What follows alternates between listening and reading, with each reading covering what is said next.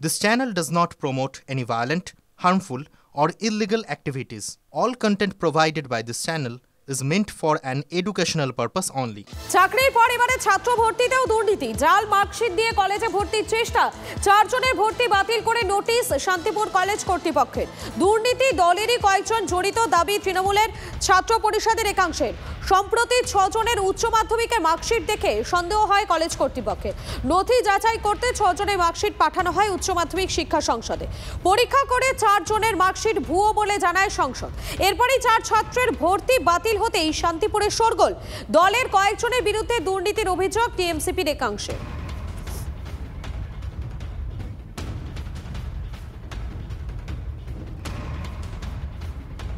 কুখ্যাত ক্রিমিনাল, যারা শান্তিপুরে কুখ্যাত ক্রিমিনাল নামে পরিচিত, প্রচুর আর্মস কেস তাদের নামে, তারা দেখছি যে ফেক মার্কশিট দিয়ে অ্যাডমিশন হয়েছে কলেজে। বিগত দিন এদের সামনে কেউ রুখে দাঁড়ানোর সাহস পায়নি। এবার আমরা সাধারণ ছাত্রছাত্রী আমরা খুব খুশি যে আমাদের কলেজ কর্তৃপক্ষ কিংবা কলেজের স্যার ম্যাডামরা যে এই দুর্নীতির পক্ষে রুখে দাঁড়িয়েছে। এবার টোটালটাই জাল, পয়সাতে কেনা মার্কশিট সবটা পেয়ে গেছে কলেজ। আমরা খুব খুশি যে এই অ্যাডমিশনগুলোকে ক্যান্সেল করা হয়েছে। কারোর বয়স আছে 35+, কারোর বয়স আছে 40+, তারা এখন রানিং নিউ ফার্স্ট ইয়ার। আজকে তাদের নামে ভোরে ভোরে শান্তিপুর থানায় কেস রয়েছে, arms case, rape case, attempt to murder. এই যে শিক্ষার জায়গায় তারা দুর্নীতি করতে ঢুকছে, ওদের মাথায় বড় বড় দাদাদের হাত আছে। তারা 2009 সাল থেকে দুর্নীতি করে আসছে। দুর্নীতি করে সেই কলেজটাকে পুরো গ্রাস করে খেতে চায়। কলেজে যত টাকা আছে সব খেতে চায়। এসব টাকার খেলা, তাছাড়া আর কিচ্ছু না। আজ এসএসসির পরীক্ষা পদ্ধতি ঘিরে মামলার শুনানি, সওয়াল জবাব হবে বিচারপতি সিনহার এজলাসে। সুপ্রিম কোর্টের নির্দেশে এসএসসির নতুন নিয়োগের মামলা শুনছেন বিচারপতি সিনহা। আমাদের সঙ্গে রয়েছেন প্রতিনিধি সুমন মহাপাত্র। সুমন, এই মুহূর্তে কি আপডেট রয়েছে? কিছুক্ষণের মধ্যে কলকাতা হাইকোর্টে এই মামলার শুনানি হবে, যেখানে 10 নম্বর যেটা এক্সপিরিয়েন্স নাম্বার হিসেবে রয়েছে এসএসসির নতুন পরীক্ষায়, সেই 10 নম্বর কি আদৌ সাংবিধানিক সেটা নিয়ে কিন্তু সওয়াল জবাব হবে। এবং শেষ পর্যন্ত এসএসসির এই নতুন যে পরীক্ষা তার ভবিষ্যৎ কি, নিয়োগ প্রক্রিয়া হবে না আটকে যাবে, এটা নিয়ে কিন্তু অমৃতা সিনহা নির্দেশ দেবেন এবং সেই নিয়ে কিন্তু কিছুক্ষণের মধ্যে শুনানি শুরু হওয়ার কথা। ধন্যবাদ সুমন।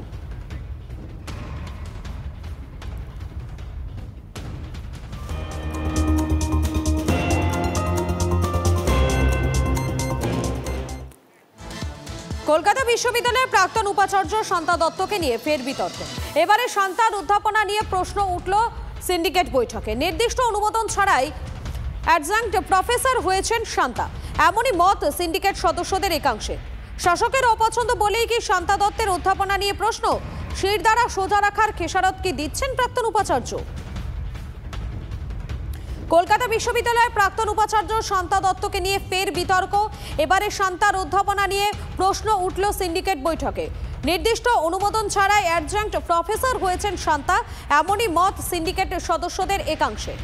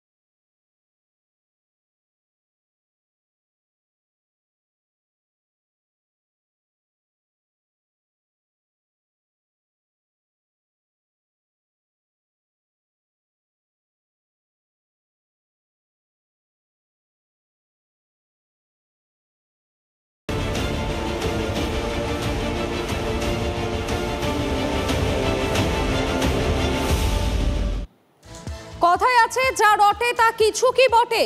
ইমরান খানকে নিয়ে এখন নানান জল্পনা চলছে। মুখ খুললেন প্রাক্তন পাক প্রধানমন্ত্রীর কনিষ্ঠ পুত্র এবং বোন। আমাদের সঙ্গে রয়েছেন প্রতিনিধি শান্ত রয়েছেন। শান্ত, প্রাক্তন পাক প্রধানমন্ত্রী কনিষ্ঠ পুত্র এবং বোন তারা কি জানাচ্ছেন, কি বলছেন?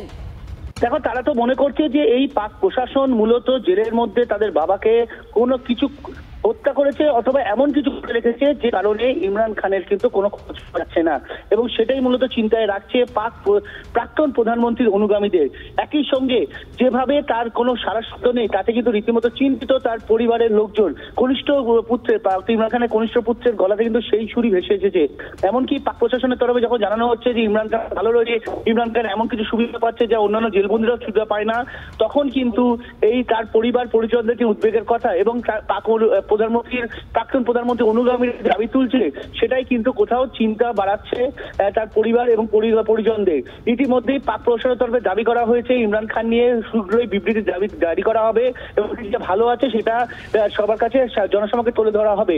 যদিও তার অনুগামী পরিজনদের দাবি ইমরান খানকে জনসমক্ষে নিয়ে আসা হোক এবং ইমরান খান, অর্থাৎ ইমরানের পুত্র কাসিমের দাবি তার বাবা যে বেঁচে আছে সেটার প্রমাণ দেওয়া হোক, অন্তত এমনটাই দাবি করছেন তারা। ধন্যবাদ তোমাকে। আরো একবার জানাই আপনাদেরকে, এই মুহূর্তে পাকিস্তানে সেখানে একটা চূড়ান্ত টানাপোড়েন চলছে, কেননা ইমরান খান তিনি জীবিত না মৃত এই বিষয় নিয়েই চলছে টানাপোড়েন।